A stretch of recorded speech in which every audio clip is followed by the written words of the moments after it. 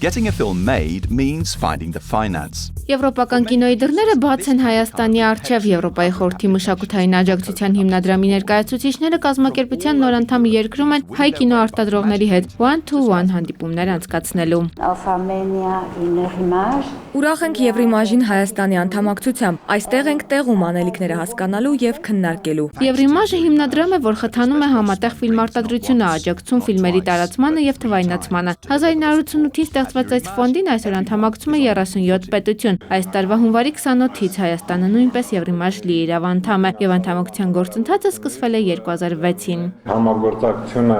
ոչ միայն ֆիլմերը ֆինանսավորելու հնարավորություն ընձեռում, այլ ընձեռնում է նաև հնարավորություն հայկական ֆիլմերը Եվրիմաժի անդամ երկրներում ցուցադրելու համար, այսինքն հայկական ֆիլմերը հնարավորություն են ունենում տարածվելու Եվրիմաժի անդամ երկրներում։ Եվրիմաժը եվրոպական կինոարտադրության ամենախոշոր հիմնադրամն է, տարեկան 25 միլիոն եվրո բյուջեով, կառույցին մեր երկրի անդամավճարը 120,000 եվրո է։ Եվրիմաժը ֆինանսավորում է ֆիլմի բյուջեի 17%-ը, տրամադրելով առավելագույնը կես միլիոն եվրո։ Գլխավոր պայմաններից է անդամ մյուս երկրների հետ համարտադրությունը։ Անի Հակոբյան, Նարեկ Գալստյան, ժամը լրատվական։